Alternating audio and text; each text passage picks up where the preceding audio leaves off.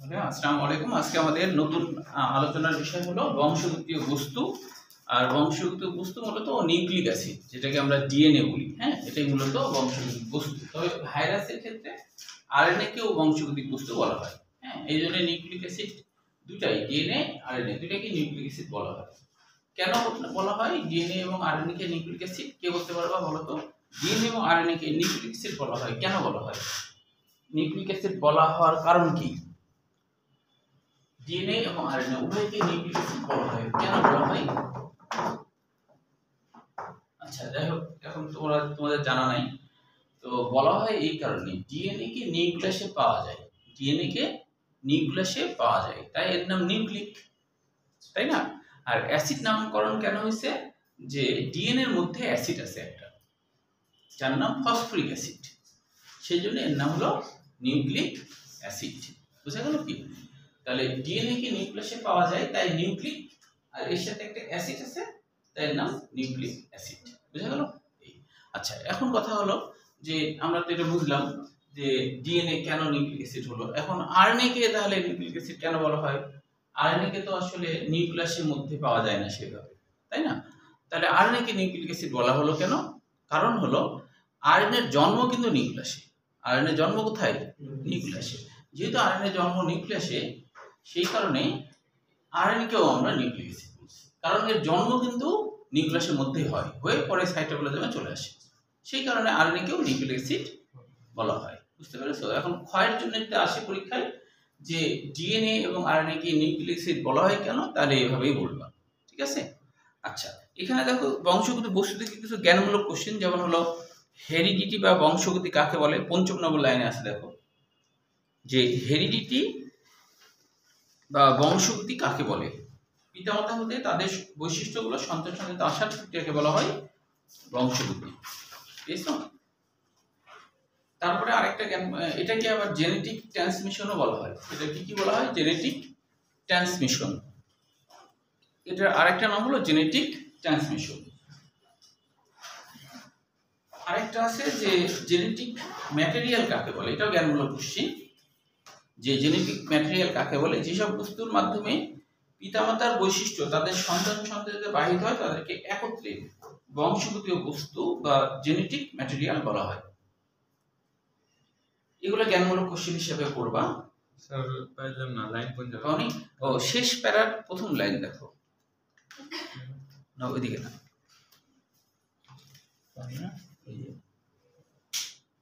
হ্যাঁ, সবাই পাইছো কি? আচ্ছা, শিলা পাইছো তো না? আচ্ছা, তাহলে এগুলো জ্ঞানমূলক কোশ্চেন হিসেবে মনে রাখবা।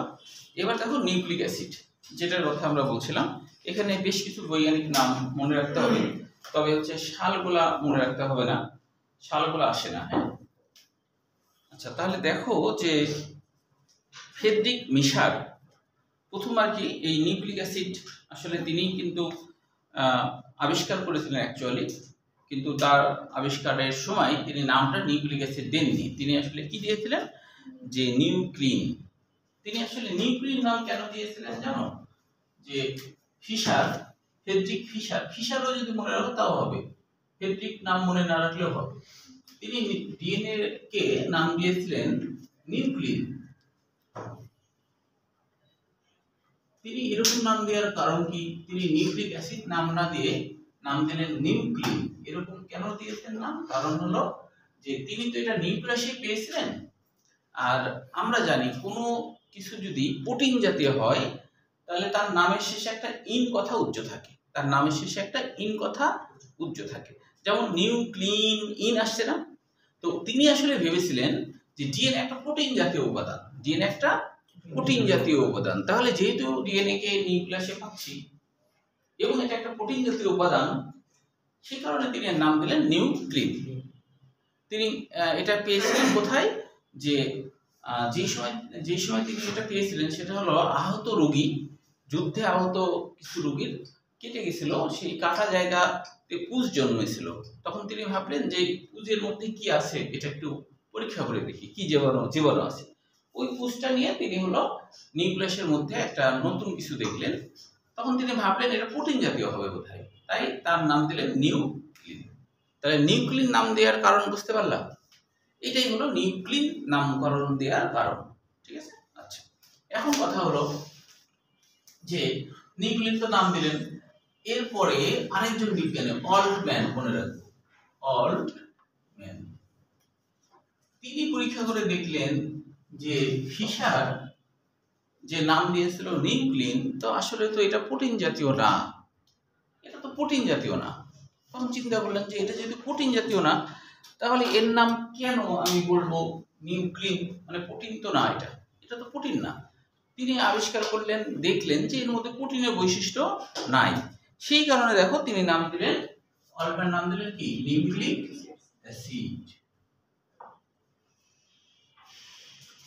নিউক্লিক অ্যাসিড নাম দিলেন, নিউক্লিক অ্যাসিড নাম দিলেন, যেহেতু তিনি এর মধ্যে অ্যাসিড দেখতে পেলেন এবং এটা নিউক্লিয়াসে আছে তাই নিউক্লিক, আর এর মধ্যে অ্যাসিড দেখতে পেয়েছেন তাই এর নাম নিউক্লিক অ্যাসিড। বুঝতে পেরেছো? তাহলে মনে রাখবা, ভুলে গেলে এভাবে মনে রাখবা, প্রথমে তো ফিশারের নাম মনে রাখবা, ফিশার হচ্ছে এর নাম দিলেন, ডিএনএর নাম দিয়েছিলেন নিউক্লিন। তারপর অল্টম্যান মানে কি, যে অন্য একটা মানুষ অল্ট মানে অল্টার করে দিল, নামটা কি করলো? হ্যাঁ মিশার, হ্যাঁ মিশার। আমি কি ফিশার লিখছি নাকি? ও ফিশার না মিশার,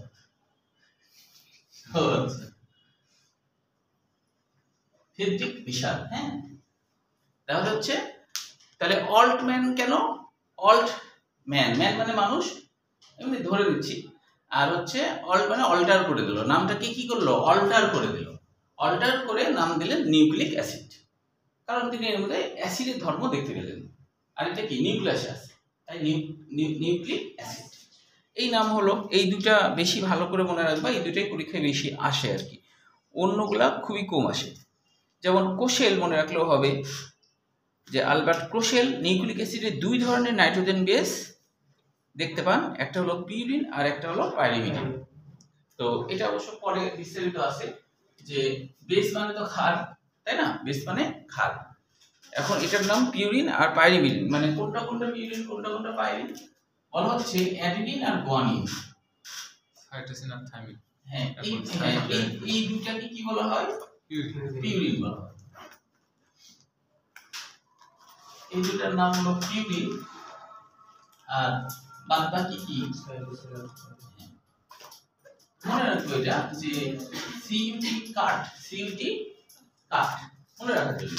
তাহলে সিইউটি কাট মনে রাখতে পারো, তাই না? তাহলে সিইউটি কাট এটা হলো পাইরিমিডিন, পাইরিমিডিন।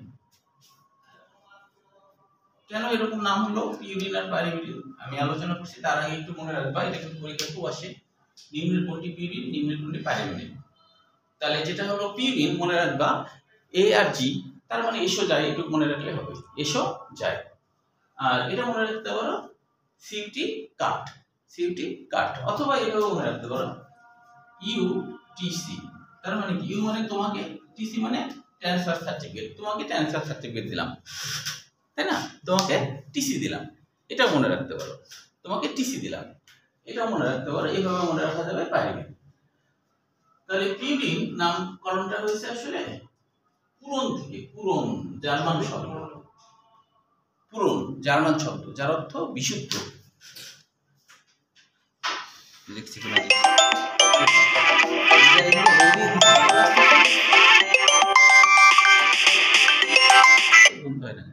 চালু আছে?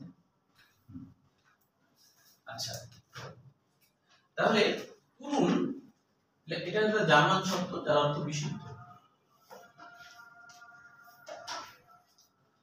মানে এর মধ্যে তিনি নাইট্রোজেন বেজই শুধু দেখতে পেয়েছিলেন, আর অন্য কিছু দেখতে পাননি।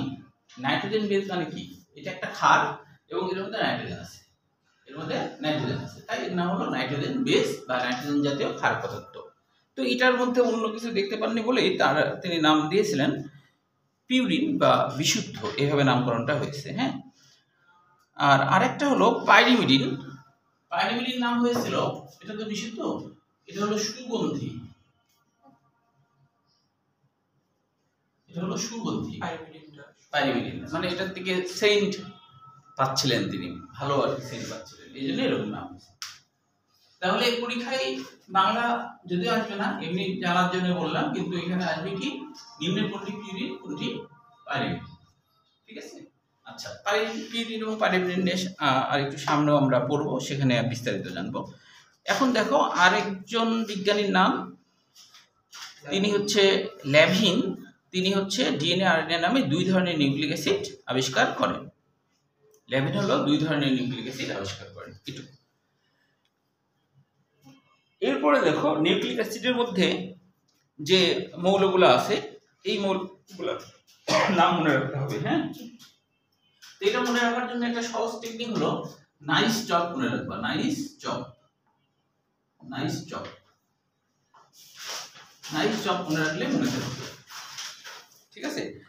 নাইস চপতে কি হয় দেখো, নাইসে নাইট্রোজেন, তাই না, তারপরে কার্বন, হাইড্রোজেন, অক্সিজেন, ফসফরাস, বুঝছে না? নাইস চপ মনে রাখলে কি মনে থাকবে না? নাইস চপ বলে না যে চপটা খুব সুন্দর হয়েছে, নাইস চপ, ঠিক না? এই আর কি। তো অনেকে ডিমের চপ বানায়, অনেকে মাংসের চপ বানায়, থাকে না? তো তখন তুমি বললা যে নাইস চপ, খুব সুন্দর, তাই না? তবে দেখবা যে এই চপ টপ যাই বলো না কেন, এই তোমার যে রোজার মাসে ইফতারের সময় খেতে বেশি টেস্ট লাগে, তাই না? অন্য সময় তুলনায় আর কি, মানে ক্ষুধার্ত অবস্থায় বেশি টেস্ট লাগে, ক্ষুধার্ত অবস্থা যে কোনো জিনিস, সেটা। আচ্ছা, তাহলে এই নাইস চপ দিয়ে আমরা এটা মনে রাখতে পারবো না? নাইস চপ দিয়ে আমরা এটা মনে রাখতে পারবো। এরপরে দেখো নাইট্রোজেনের পরিমাণ হচ্ছে 15%, ফসফরাসের পরিমাণ 10%। তারপরে এমসিকিউর জন্য মনে রাখতে হবে যে এরপরে প্রায় আরএনএর শতকরা 90% পাওয়া যায় সাইটোপ্লাজমে, বাকি 10% পাওয়া যায় নিউক্লিওলাসে। নিউক্লিওলাস ওই যে নিউক্লিয়াসের ভিতরে যে অধিক ঘন উজ্জ্বল বস্তু, ওটার নাম নিউক্লিওলাস। এরপরে দেখো নিউক্লিক অ্যাসিড। নিউক্লিক অ্যাসিডের সংজ্ঞা, মানে নিউক্লিক অ্যাসিড কাকে বলে?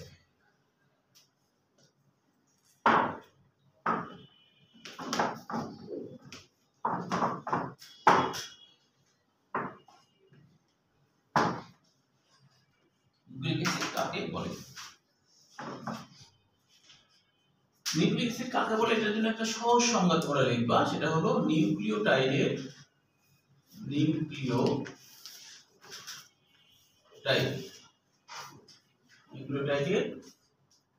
পলিমারকে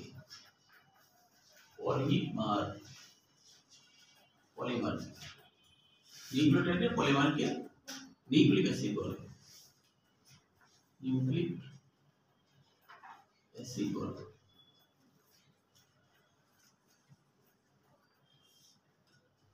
নিউক্লিওটাইডের পলিমারকে নিউক্লিক অ্যাসিড বলে। এইটুকু সংজ্ঞা লিখলেই হবে। হ্যাঁ, এটা সহজ সংজ্ঞা, এটা মাঝেদার বই এবং অন্য বই আছে, এখানেই বরঞ্চ বড় করে আছে, এত বড় দরকার নাই। নিউক্লিওটাইডের পলিমারকে নিউক্লিক অ্যাসিড বলে, এইটুকু পর্যন্ত লিখলে হবে।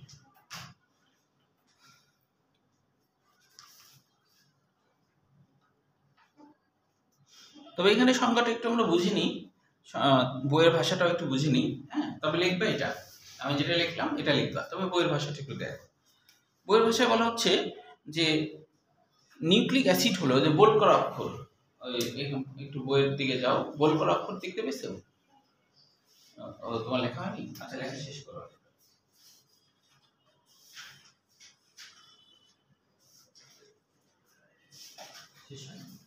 হ্যাঁ, দেখো একটু বইয়ের দিকে তাকাও সবাই। দেখো এখানে আছে কি কি, যে বলছে যে নিউক্লিক অ্যাসিড হলো নাইট্রোজেন ঘটিত ক্ষারক। তো আমরা তো জানি নাইট্রোজেন ঘটিত ক্ষারক কোনগুলো, যে এই যে অ্যাডিনিন, তাই না, তারপরে থাইমিন, সাইটোসিন, গুয়ানিন আর ইউরাসিল, এই পাঁচটা হলো নাইট্রোজেন জাতীয় ক্ষারক। এই পাঁচটার মধ্যে আমরা দেখেছি দুইটা হলো পিউরিন আর তিনটা হলো পাইরিমিডিন, তাই তো? তো পাঁচটাই কিন্তু নাইট্রোজেন জাতীয় ক্ষারক, মানে কি এর মধ্যে নাইট্রোজেন আছে আবার ক্ষারক উপাদান আছে, হাইড্রোক্সিল মূলক আছে। হ্যাঁ, তাহলে পাঁচটা হলো নাইট্রোজেন জাতীয় ক্ষারক পদার্থ। তো এরকম নাইট্রোজেন জাতীয় ক্ষারক পদার্থের যে কোনো একটার সাথে হ্যাঁ, যে কোনো একটা নাইট্রোজেন জাতীয় ক্ষারক, যে কোনো একটি ক্ষারক, নাইট্রোজেন জাতীয় ক্ষারক নাইট্রোজেন জাতীয় ক্ষারক যোগ সুগার, পেন্টোজ সুগার মানে 5 কার্বন বিশিষ্ট সুগার। পেন্টোজ সুগার মানে 5 কার্বন বিশিষ্ট সুগার। যে সুগারে 5টা কার্বন থাকবে যোগ ফসফরিক অ্যাসিড। তাহলে এই তিনটা জিনিস যদি একীভূত হয় তাহলে তাকে নিউক্লিওটাইড বলা হবে। তাহলে তাকে কি বলা হবে? নিউক্লিওটাইড। নিউক্লিওটাইড, তাহলে তাকে নিউক্লিওটাইড বলা হবে। বুঝতে পেরেছো? তাই এখানে বলছে নাইট্রোজেন ঘটিত ক্ষারক, পেন্টোজ সুগার এবং ফসফরিক অ্যাসিডের সমন্বয়ে গঠিত অ্যাসিড যা জীবের বংশগতির ধারা সহ অনেক বড় না, তার থেকে নিউক্লিওটাইডের পলিমারকে নিউক্লিক অ্যাসিড বলে। পলিমার মানে কি? বহু অণু, তাই না? নিউক্লিওটাইড, অনেকগুলো নিউক্লিওটাইডকে একত্রিতভাবে আমরা বলবো নিউক্লিক অ্যাসিড। নিউক্লিক অ্যাসিড, বুঝতে পেরেছো? আচ্ছা, এরপরে দেখো এখানে আরেকটা জ্ঞানমূলক কোশ্চেন যে মাস্টার মলিকুল কাকে বলে। দেখো উপরের লাইনে লেখা আছে নিউক্লিক অ্যাসিড বংশগতির সকল বৈশিষ্ট্য বহন করে বলে এদেরকে মাস্টার মলিকুল বলা হয়। মানে কি? মলিকুলের প্রভু, প্রধান মলিকুল, তাই না? মলিকুল বলতে অণু বোঝায়, খুবই ক্ষুদ্র অণু, খুবই ক্ষুদ্র অণু। আচ্ছা, তাহলে হচ্ছে এবার আমরা চলে আসি নিউক্লিক অ্যাসিডের মূল উপাদান। মানে নিউক্লিক অ্যাসিডকে যদি হাইড্রোলাইসিস করো, হাইড্রোলাইসিস মানে কি?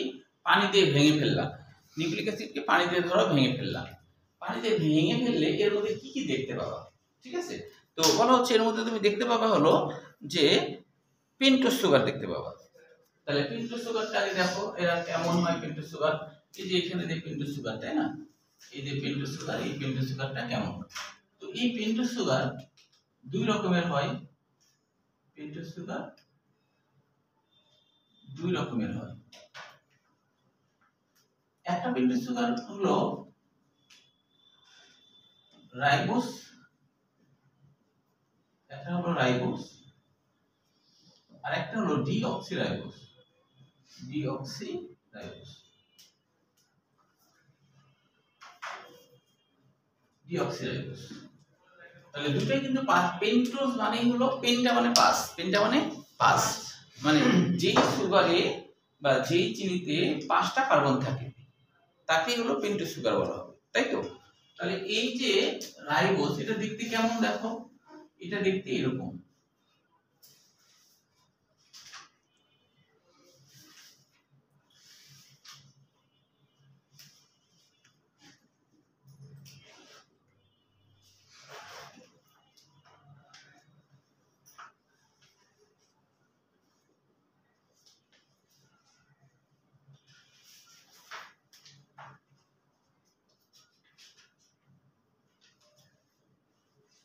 তাহলে এখানে গুণে দেখো, এখানে 5টা কার্বন আছে কিন্তু, হ্যাঁ?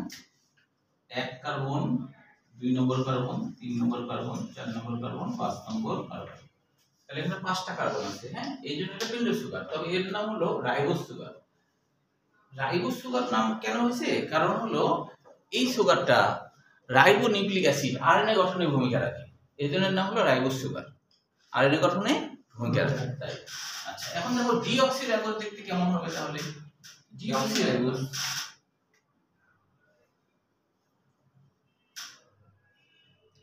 এটা হলো ডিঅক্সিরাইবোস।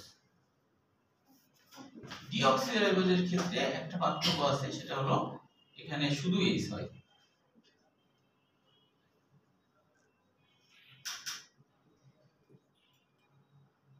এটাও কিন্তু একই রকম 5টা কার্বন। দেখো এই যে 1 নম্বর কার্বন, 2 নম্বর কার্বন, 3 নম্বর কার্বন, 4 আর 5, 5টা কার্বন। কিন্তু এটা 2 নম্বর কার্বনে দেখো একটা অক্সিজেন নাই, এখানে কিন্তু আছে, আছে না?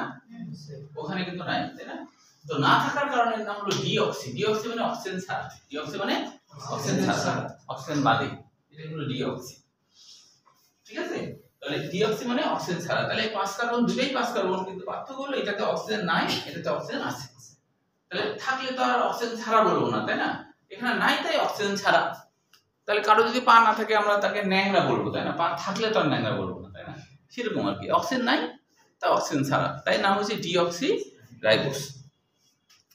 তাহলে এইগুলো অবশ্য পরীক্ষায় আঁকা এখানে আসবে না, আর একটু সামনে যে আবার একসাথে করে আঁকতে হয় ডিঅক্সিরাইবোসের ব্যাপারটা। আচ্ছা, নাইট্রোজেন ঘটিত ক্ষারক, এটা আগামী দিন থেকে করাই। কারণ এটা আবার টেকনিক্যালি শিখতে হবে, কীভাবে আমরা মনে রাখতে পারি গঠনটা, এটা আগামী দিনে করবো। যেহেতু আগামী দিনে আবার পরীক্ষা আছে, তাহলে এইটুকু পরীক্ষায় আসবে না, আসবে হলো ক্রোমোসোম পর্যন্ত। হ্যাঁ, তোমরা একটু পারলে একটু আগের ক্লাসগুলো প্রয়োজন হলে দেখবা সময় ফিরে, হ্যাঁ, যেটুকু পারো। ঠিক আছে।